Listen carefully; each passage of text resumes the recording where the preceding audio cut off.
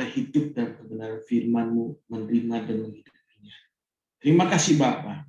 Berbicaralah pada setiap kami percaya Kudus menolong kami untuk kami boleh memahaminya. Makasih Tuhan, terpujilah nama-Mu. Dalam nama Yesus kami berdoa dan bersyukur. Haleluya. Amin. Amin. Amin. Oke, shalom. Shalom semuanya. Sehat? Ya. Ingat tema kita bulan ini apa? Hidup dalam berkat ilahi. Katakan bersama saya, hidup dalam berkat ilahi. Dalam hidup ini, saudara, kita harus tahu bahwa pencobaan datang dalam hidup kita itu bukan hanya berupa tekanan atau masalah datang dalam hidup kita. Kadang masalah datang dalam hidup kita, tekanan datang dalam hidup kita. Memang itu salah satu pencobaan sehingga kita sukar untuk melihat Tuhan. Sehingga kita sukar untuk mengenal Tuhan. Kenapa? Karena fokus kita jadinya pada masalah. Ketika fokus kita pada masalah, kita mulai stres, kita mulai nggak bisa tidur, kerja kita menjadi kacau, dan sebagainya. Nah, itu artinya kita mulai terfokus pada masalah. Nah, tapi pencobaan juga datang dalam hidup kita. Itu seringkali juga berupa berkat, dalam tanda petik berkatnya ya. Bicara kekayaan, keuangan, jabatan, nama besar, kemewahan, dan sebagainya. Kita harus selesai dengan hal itu. Sebagai seorang hamba Tuhan, dulu waktu masih darah muda, darah muda. Priska senyum dulu, Pris, darah mudanya, Pris. Kan masih muda, apalagi Pius, gitu ya. Pius baru pasang headset dia, baru dengar dia. Ya. Jadi, waktu masih darah muda dulu, saudara, saya punya mimpinya begini. Saya ingin jadi hamba Tuhan terkenal. Saya ingin keliling-keliling memberitakan Injil. Tapi saya ingin jadi hamba Tuhan terkenal, jadi hamba Tuhan besar. Tapi setelah saya jalani, mulai keliling, khotbah di satu gereja ke gereja lain, makanya dulu pertama kali khotbah di Singapura, senang kali. Habis itu khotbah di Malaysia, senang kali. Rasanya sudah go internasional, seakan-akan begitu. Tapi setelah itu dijalani, apa yang terjadi? Ketika saya menjalaninya, khotbah, selesai khotbah, pulang, suatu saat diundang lagi, ternyata nilai-nilai orang-orang yang saya khotbahin waktu itu, yang saya pikir sudah berubah, ternyata belum berubah. Kenapa? Karena mereka punya gembalanya masing-masing. Gembalanya lebih banyak mempengaruhi daripada saya yang cuma sekedar tamu datang ke sana untuk berkhotbah. Nah, saudaraku yang dikasih oleh Tuhan, akhirnya saya mulai merenungkan apa sih tujuan hidup. Memang enak kalau diundang orang pelayanan, itu enak, saudara. Dikasih hotel, kalau luar kota ya, dikasih hotel, antar jemput, makan enak, semua dilayani gitu. Nah, kalau kita nggak selesai dengan hal ini menjadi godaan bagi setiap kita. Kalau kita nggak selesai dengan hal jadwal yang padat, hamba Tuhan yang terkenal, itu kita pikir arti sebuah kesuksesan. Saya rasa kita mulai salah arah, mulai terjebak di sana. Memang sistem yang ada memang menggoda kita. Apalagi diundang pelayanan di tempat yang PK-nya gede, gitu kan? Wah, jangan sampai gara-gara PK gede kita batalkan yang kelihatannya kecil dan sebagainya, padahal kita sudah setuju untuk melayani tempat yang kecil dan sebagainya. Nah, kadang ada orang-orang yang malah memberontak pada bapak rohaninya. Kenapa? Karena diundang di tempat yang gede, yang mewah, yang punya kesempatan untuk namanya muncul, tiba-tiba bapak rohaninya nggak kasih pergi. Wah, mulai mengalami pertempuran dalam baktinya. Kenapa mengalami pertempuran? Kenapa sih nggak boleh? Kan aku mau pelayanan begini. Padahal itu cuma bagian dari proses supaya anak rohani ini tidak tergoda dengan hal-hal yang dengan kemewahan, jadwal yang padat dan sebagainya. Bapak rohani kan bisa melihat ke arah sana. Makanya sebagai hamba Tuhan kita harus selesai dengan hal-hal seperti itu. Jadwal yang padat, nama besar, kemewahan, segala fasilitas, dan sebagainya. Kalau kita nggak selesai dengan hal-hal itu, kita nggak akan bisa hidup dalam berkat ilahi. Kalau kita nggak selesai dengan hal-hal itu, kita jadinya hidup dalam berkat kedagingan. Kenapa? Karena semua berkat kita habiskan untuk memuaskan kedagingan kita. Indikatornya salah. Makanya kita belajar bagaimana kita hidup dalam berkat ilahi. Bagaimana kita mempergunakan berkat dengan sebuah tujuan ilahi. Dan kalau kita melihat, saudara, mari buka Markus pasal 10. Tentu saudara sudah tahu kisah ini, kisah tentang orang kaya yang datang pada Yesus. Markus 10 mulai 17 deh, kita baca sebentar. Saya ingin membandingkan dua buah kisah. Markus 10 ayat yang ke-17.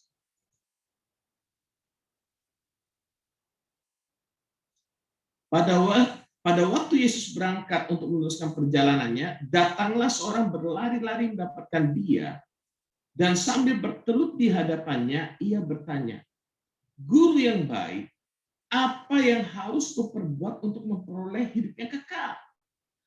Dia berkata, "Guru yang baik, apa yang harus kuperbuat untuk memperoleh hidup yang kekal?" "Mengapa kau katakan aku baik?" kata Yesus. Yesus dipuji, tapi dia tidak menerima pujian itu. Ya, Yesus dalam hidupnya dia tidak mencari pujian, dalam pelayanannya dia tidak mencari pujian, dia tidak mencari pengakuan. Nah, kalau kita pelayanan supaya mendapatkan pujian, mendapatkan pengakuan, sadarilah bahwa kita telah menerima upahnya. Berarti nanti kita tidak akan menerima upahnya lagi nanti di surga. Jawab Yesus, "Mengapa kau katakan aku baik? Tak seorang pun yang baik selain daripada Allah saja. Engkau tentu mengetahui segala perintah Allah. Jangan membunuh, jangan berzina, jangan mencuri, jangan mengucapkan saksi dusta, jangan mengurangi hak orang, hormatilah ayahmu dan ibumu." Lihat ya, ayat yang ke-20. Lalu kata orang itu kepadanya, "Guru, semuanya itu telah kuturuti sejak masa mudaku." Woi, hebat ini orang. Semuanya itu telah kuturuti sejak masa mudaku. Tetapi Yesus memandang dia dan menaruh kasih kepadanya. Lalu berkata kepadanya, dia kan mengaku bahwa dia sudah menuruti perintah Allah, jangan membunuh, jangan berzina, jangan mencuri. Markus 10 ayat yang 19, please. Markus pasal 10 ayat yang 19. Itu kamu kitab apa itu? Markus 10 ayat 19. Jangan membunuh, jangan berzina, jangan mencuri, jangan mengucapkan saksi dusta, jangan mengurangi hak orang. Hormatilah ayahmu dan ibumu. Lalu Yesus di 21-nya Yesus berkata, hanya satu lagi kekuranganmu. Pergilah, jualah apa yang kau miliki, dan berikanlah itu kepada orang-orang miskin, maka engkau akan beroleh harta di surga.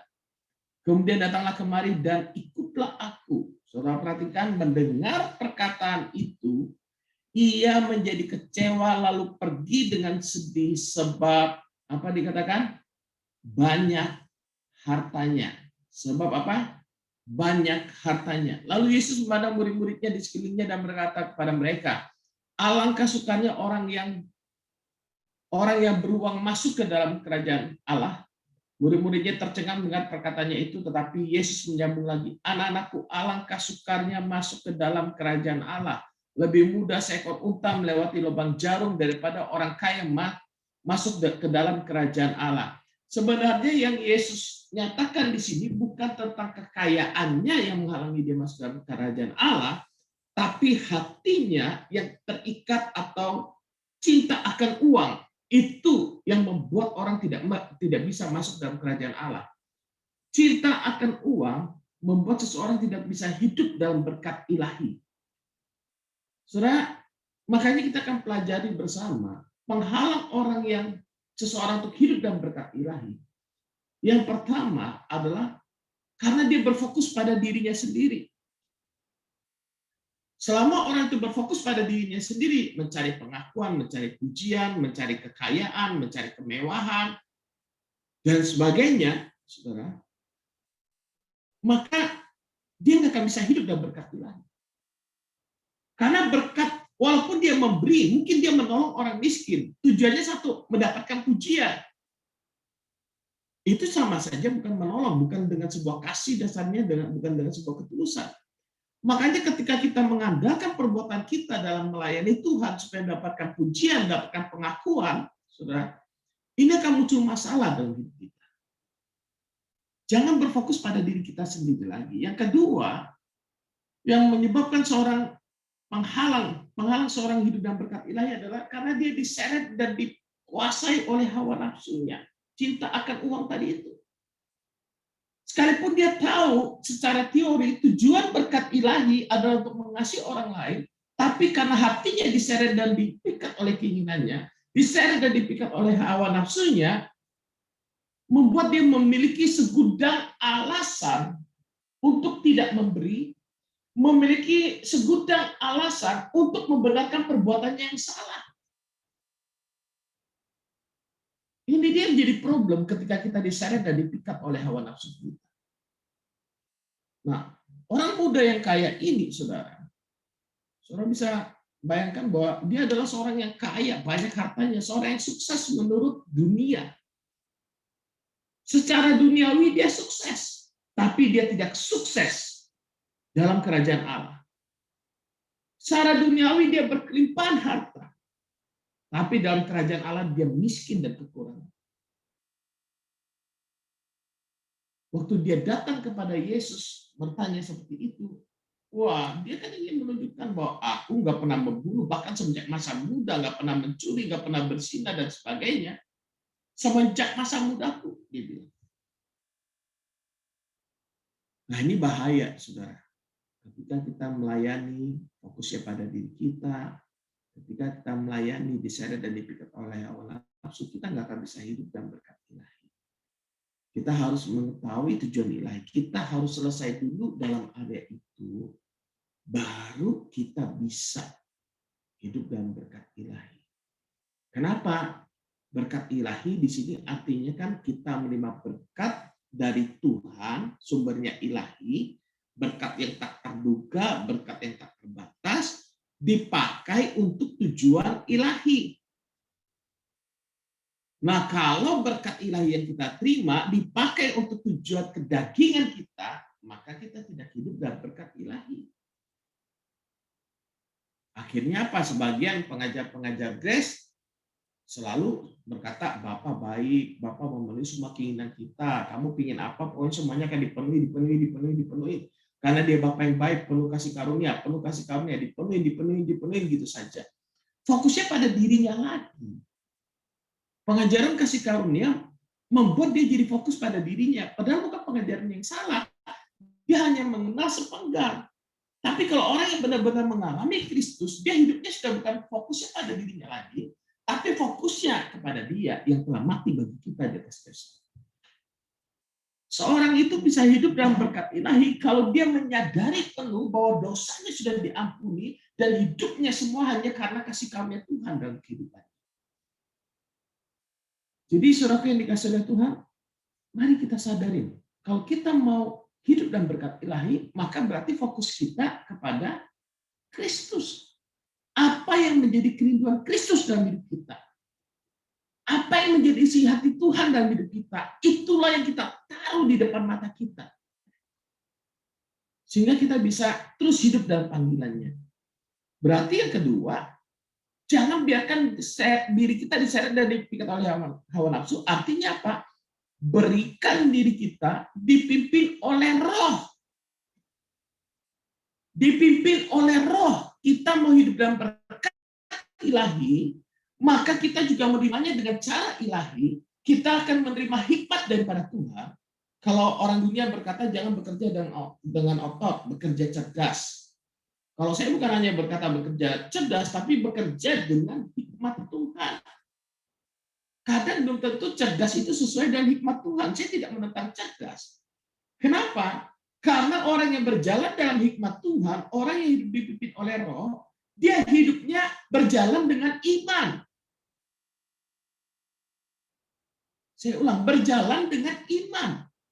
Bukan berjalan dengan logikanya dia saja, tapi iman. Iman memampukan dia menerobos hal-hal yang mustahil menjadi hal-hal yang tidak mustahil bagi dia. Tapi kalau hanya dengan logika, kita akan berkata tidak mungkin dan selalu mustahil, selalu mustahil. Tapi ketika kita mau hidup dalam berkat ilahi, kita perlu melangkah dengan iman. Kita percaya kita tidak akan kekurangan dan berkat Tuhan akan selalu mengalir dalam kehidupan kita. Kita percaya bahwa Tuhan itu baik memelihara hidup kita karena kita melakukan apa yang Tuhan mau dalam kehidupan kita. Karena kasih karunia-Nya kita dipakai untuk jadi berkat bagi banyak orang. Itu hidup dalam berkat ilahi. Kalau kita nggak melangkah dengan iman, kita nggak bisa hidup dalam berkat ilahi. Coba saudara buka Lukas pasal 19. Tadi kita lihat orang yang kaya itu, dia meninggalkan Yesus karena banyak hartanya. Lukas pasal 19 ayat yang pertama.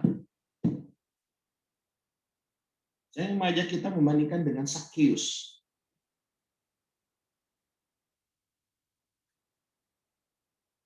Yesus masuk ke kota Yeriko dan berjalan harus melintasi kota itu. Di situ ada seorang bernama Sakeus, kepala pungut cukai, dan ia seorang yang kaya.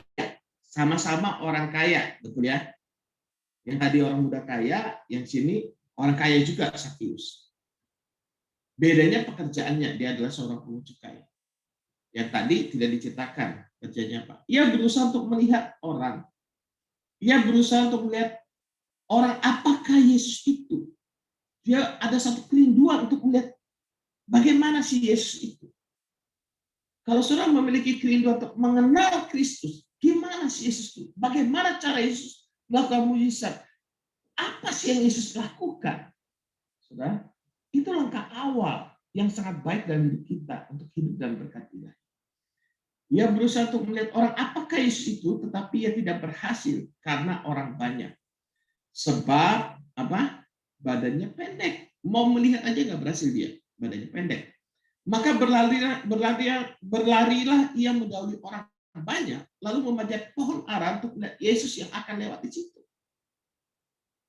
Ini orang yang nggak pernah menyerah ketika dia punya kerinduan untuk mengenal Yesus, dia nggak pernah menyerah. Ayat yang ke-5, ketika Yesus sampai ke tempat itu, ia melihat ke atas dan berkata, Sakeus, segeralah turun sebab hari ini aku harus menumpang di rumahmu. Sakeus sama Yesus belum pernah berkenalan. Tapi Yesus mengenali namanya Sakeus. Yesus mengenali saudara secara pribadi. Apalagi saudara adalah anak-anak Tuhan. Sakeus yang belum pernah berkenalan dengan Yesus pun, Yesus mengenali namanya. Sakeus yang adalah orang berdosa, si pungut cukai, sekalipun mungkin dia merasa tidak layak mungkin. Tapi Yesus mengenali dia. Kenapa Yesus bisa mengenal dia? Karena Yesus datang untuk mencari orang berdosa, bukan orang benar. Dia adalah Tuhan yang Maha Tahu. Ayat yang ke-6, lihat responnya Sakeus. Lalu Sakeus segera turun dan menerima Yesus dengan sukacita. Tetapi semua orang yang melihat hal itu bersungut-sungut, katanya. Ia menumpang di rumah orang berdosa. Saudara perhatikan sudut pandang Yesus dengan sudut pandang orang-orang yang ada saat itu berbeda. Orang-orang memandang Sakeus sebagai orang berdosa. Tapi Yesus memandang Sakeus sebagai seorang berdosa yang membutuhkan kasih karunia Allah, yang menjadi isi hati Bapaknya adalah supaya Sakeus diselamatkan. Kalau kita punya sudut pandang Bapa di surga, melihat jiwa-jiwa, kita akan berbeda dengan orang biasa yang melihat cuma kesalahannya, dia adalah orang berdosa, pungut cukai. Kalau kita melihat orang berdosa, dia adalah orang yang dicintai oleh Tuhan yang butuh keselamatan. Makanya kita melayani bukan karena kekayaan, bukan karena nama besar, bukan karena jabatan dan sebagainya, tapi karena jiwa orang itu dikasihi oleh Tuhan. Saudara, ayat yang ke-8 dikatakan, tetapi Sakeus berdiri dan berkata kepada Tuhan. Ayat 8. Tetapi Sakeus berdiri dan berkata kepada Tuhan, Tuhan, setengah dari milikku akan kuberikan kepada orang miskin. Saudara perhatikan perubahan hidup Sakeus waktu dia menerima kasihnya Tuhan. Dia dikenal oleh Yesus. Yesus mau datang ke rumahnya, menumpang di rumahnya. Terjadi satu perubahan. Dia berkata, Tuhan, setengah dari milikku akan kuberikan pada orang miskin. Dan sekiranya ada sesuatu yang kuperas dari seorang, akan kukembalikan 4 kali lipat. Kira-kira apa yang terjadi pada Sakius? Separuhnya bagi kepada orang miskin, kalau ada orang yang dia peras, dia kembalikan 4 kali lipat. Sakiusnya adalah seorang pemungut cukai. Seorang pemungut cukai itu diberikan pengawal, dia bisa mengambil apapun yang dia mau ambil melebihi dari pajak yang ditarik oleh kaisar. Dan nggak ada yang bisa melawan dia. Kenapa? Karena ada pengawal. Dan kalau ada orang yang dia pernah peras, kembali dia kembalikan 4 kali lipat. Pertobatannya nyata lewat perbuatannya. Pertobatannya karena dia merasakan kasih Tuhan. Karena dia merasakan kasih Tuhan yang begitu luar biasa dalam hidupnya, dia adalah orang berdosa, saudara. Makanya orang berdosa, semakin banyak dosa orang itu, semakin dia menyadari hidup ini karena kasih karunia Tuhan, dia diselamatkan oleh kasih karunia Tuhan, maka hatinya tidak akan terikat pada harta lagi, hatinya tidak terikat pada akan dirinya lagi, harga dirinya lagi, karena semakin besar dosa seseorang, semakin dia menyadari kasih karunia Tuhan, semakin dia merasakan Yesus adalah segala-galanya dalam hidupnya. Nggak sebanding dengan harta yang dia punyai. Setengah dia berikan pada orang miskin. Ada yang diperas, dia kembalikan 4 kali lipat. Ini tidak pernah Yesus mengajarkan Sakius untuk melakukan hal itu. Tapi orang yang digerakkan oleh kasih Tuhan, orang berdosa yang semakin besar dia mengalami kasih Tuhan, makanya di ayat yang dikatakan mereka yang banyak berbuat dosa, mereka yang banyak berbuat kasih, gitu ya. Orang makin banyak dosanya, makin banyak dia berbuat kasih. Nah, Sakius adalah orang berdosa, pemungut cukai. Orang-orang zaman itu mencibir dia, menghina dia, mengolok-olok dia mungkin. Apalagi dia pendek gitu ya, saudara. Mau lihat Yesus saja harus manjat pohon. Dan orang-orang, makanya ketika Yesus datang numpang di rumah dia, lalu orang-orang berkata, ia menumpang di rumah orang berdosa. Kenapa? Karena orang-orang zaman dulu, saudara, imam itu seakan-akan menjadi hakim bagi orang berdosa. Tapi Yesus datang bukan sebagai hakim saat itu, dia datang untuk menyelamatkan orang berdosa. Hari penghakiman itu nanti. Dia datang untuk menyelamatkan orang berdosa. Nah, ini yang menjadi isi hati Bapaknya. Ini harus kita ketahui. Dan setelah lihat apa yang terjadi dari Sakius, Sakius membagikan separuh kekayaannya kepada orang miskin. Dan kalau ada orang dia pernah dia peras, dia kembalikan 4 kali lipat. Ayat yang ke-9, kata Yesus padanya, hari ini telah terjadi keselamatan pada rumah ini karena orang ini pun anak Abraham. Baru ayat yang ke-10, ayat yang terkenal. Sebab anak manusia datang untuk mencari dan menyelamatkan yang hilang. Nah, saudara, kita sudah melihat beberapa kisah tentang, 2 kisah tentang orang kaya. Yang satu orang muda kaya yang cinta akan uang, dia nggak bisa masuk dalam kerajaan Allah. Yang satu adalah orang kaya yang berdosa, tapi menerima pengampunan, menerima kasih karunia dari Tuhan. Yesus mau menumpang di rumah dia. Dan tiba-tiba saja, dari dalam hatinya terjadi suatu perubahan. Separuh kekayaan kau akan kuberikan pada orang miskin. Dan kalau ada yang pernah kuperas, akan kukembalikan 4 kali lipat. Ini luar biasa, saudara. Luar biasa. Makanya ketika kita mau melangkah dengan iman, jangan melangkah karena logika kita.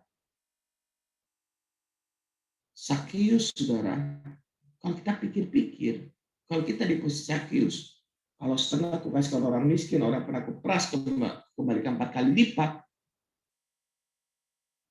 bisa bangkrut dia. Habis hartanya. Tapi karena ada kasih Tuhan yang begitu luar biasa, dia sudah nggak berpikir buat dirinya lagi. Dia digerakkan oleh kasih Tuhan dalam kehidupannya. Saudara, orang yang benar-benar mengalami kasih Tuhan, dia akan mulai menemukan tujuan dan arti hidupnya. Karena apa? Fokusnya tidak hidup pada dirinya. Tapi selama kita fokus pada diri kita, kita akan susah untuk menemukan visi yang daripada Tuhan. kita akan mengeluh terus. Berapapun kekayaan saudara, ketika kita diseret dan dipikat oleh hawa nafsu kita akan selalu merasa kurang. Kita akan selalu merasa nggak puas. Kita akan bersungut-sungut terus. Karena itu memang godaan. Godaan hidup ini, realita hidup ini kita harus mengerti. Bukan berarti kita nggak boleh jadi orang kaya. Nggak apa-apa, saya percaya Tuhan mau juga kita kaya, memuliakan Allah. Saudara lihat aja bait suci dibangun seberapa megahnya. Dari lapisan emas, berapa banyak emasnya. Saudara yang baca Tawarik, saudara yang baca Raja-Raja, semua tentu tahu hal itu. Kalau saudara punya waktu, dihitung-hitunglah berapa. Saudara, yuk kita mulai kembali mengingat kasih Tuhan. Waktu kita mengingat kasih Tuhan, kita fokus pada kasih karunia Tuhan dalam hidup kita. Kita adalah orang berdosa yang ditebus, diampuni oleh Tuhan. Ini membuat kita nggak lupa diri. Kalau kita melupakan kasih karunia Tuhan, itu bisa membuat kita lupa diri. Apalagi sudah banyak jabatan, apalagi sudah korban keliling-keliling, apalagi jadwalnya sudah semakin padat. Bukan hanya lupa diri, menundukkan diri pun jadi susah. Kenapa? Karena godaan ada di depan mata. Makanya kenapa perpecahan gereja selalu terjadi dari sejarah, saudara. Ketika orang itu sudah merasa lebih pantas, lebih kuat, lebih layak, lebih kaya, dan sebagainya, lebih daripada pemimpinnya, bapak rohaninya, udahlah, lebih bagus aku bisa sendirilah. Kan Tuhan menyertai aku, dan sebagainya. Nah, model-model begitu yang biasanya terjadi. Tapi mari kalau kita menyadari kasih karunia Tuhan dalam hidup kita, itu sangat berbeda. Ketika seorang itu merasa sudah tahu segalanya, nggak mau lagi belajar, nanti begini-gini aja. Nah, itu dia. Mulai kambuh itu menghadapi godaan. Jadi, seorang itu bisa hidupnya menjadi hidup dan berkat ilahi ketika dia fokusnya pada Tuhan. Fokus pada Tuhan, dia tahu tujuan Tuhan dalam hidupnya. Yang kedua, dia dipimpin oleh roh. Bukan diseret dan dipikat oleh hawa nafsunya. Yang ketiga, melakukan tindakan iman ketika dipimpin oleh roh untuk memberi, untuk menolong, untuk melayani semuanya, belajar nurut baik-baik. Waktu kita melakukan tindakan iman, kita nggak akan takut kekurangan. Logika kita lah yang berkata kita bisa kekurangan. Tapi iman kita berkata kita tidak akan kekurangan. Kalau anaknya saja sudah dia berikan, apalagi segala sesuatu yang lain. Nah, iman timbul dari pendengaran akan firman Kristus. Makanya kita harus terus belajar firman supaya pola pikir kita dirubahkan. Nah, kalau seorang ngikutin status Facebook saya yang terakhir, itu seru ketika saya cuma bilang gereja tidak kekurangan pendidik, tapi gereja kekurangan bapak. Komentar-komentarnya banyak. Ada orang-orang yang pahit dengan bapak. Padahal dia nggak sadar, waktu dia jadi bapak, dia sendiri nggak sempurna juga. Makanya saya buat lagi status ketidaksempurnaan seorang bapak bukan berarti kita tidak perlu bapak atau tidak membutuhkan bapak. Saya buat apakah setuju? Kalau nggak setuju jangan menikah ya, saya bilang. Kenapa? Waktu kamu menikah, kamu akan punya anak, kamu akan jadi bapak. Dan hidupmu juga nggak sempurna. Bagaimana dong? Nah, disinilah makanya ketika kebenaran tentang pembapaan disampaikan itu harus benar. Bukan anak itu mencari bapak yang sempurna, nggak akan ketemu. Pembapaan itu kan proses kasih hubungan.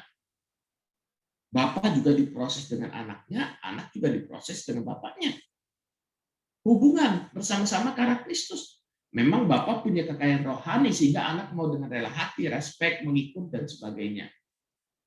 Mau menundukkan diri dan sebagainya, mau percaya ada otoritas Tuhan atas Bapak rohani. Tapi ada orang-orang nggak mau percaya. Tapi kalau waktu dia jadi Bapak, dia maunya dipercaya. Nggak fair banget.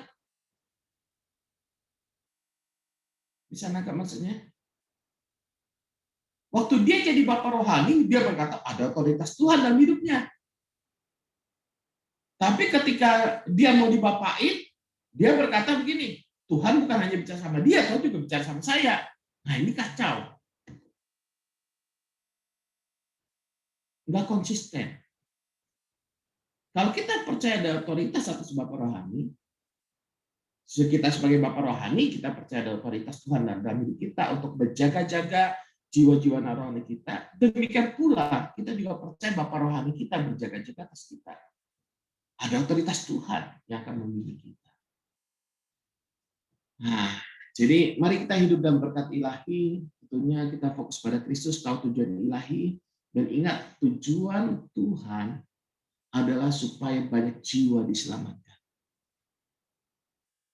Makanya keuangan gereja kita pun, kalau keuangan gereja ada plus, lebih, selalu saya alokasikan, saya beritahu istri beritahu ini, dialokasikan ke misi, untuk pelayanan dan sebagainya.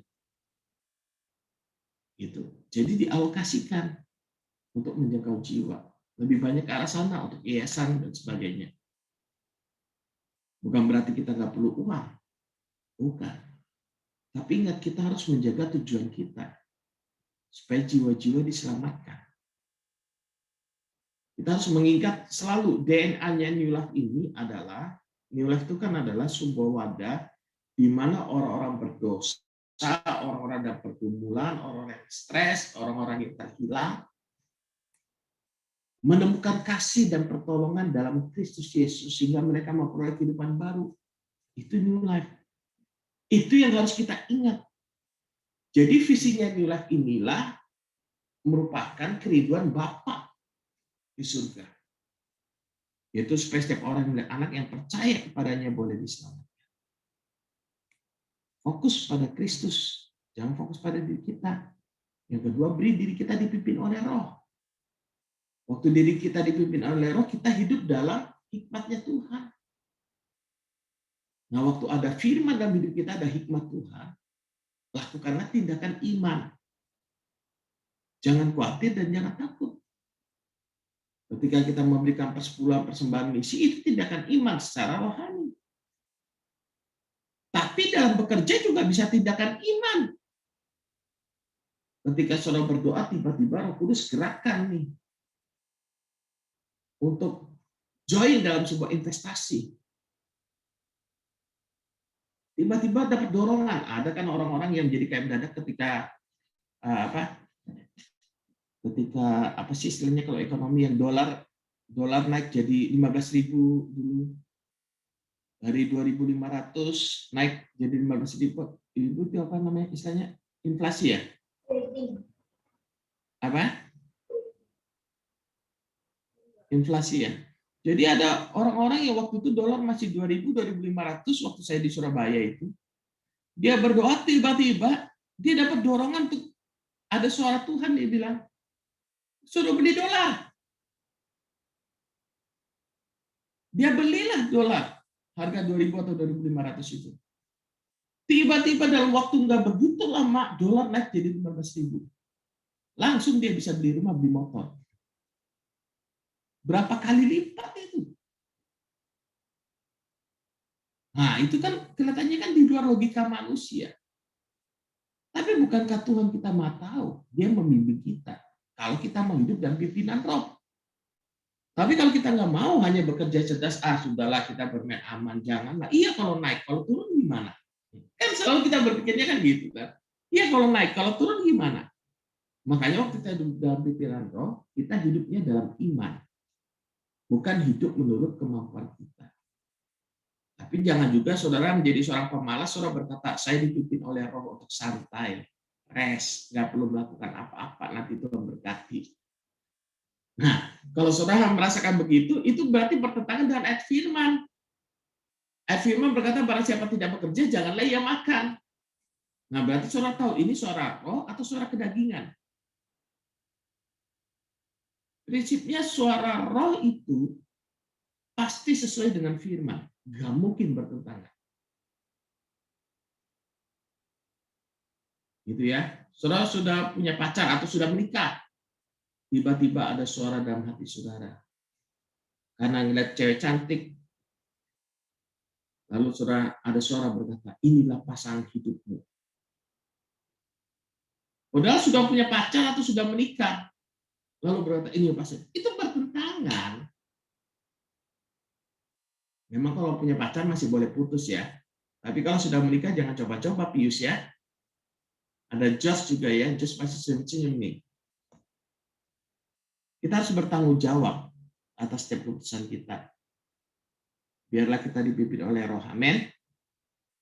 Jadi 3 hal sederhana yang kita pelajari apa? Yang pertama, fokus pada Kristus sehingga kita tahu tujuan ilahi, isi hati Bapa.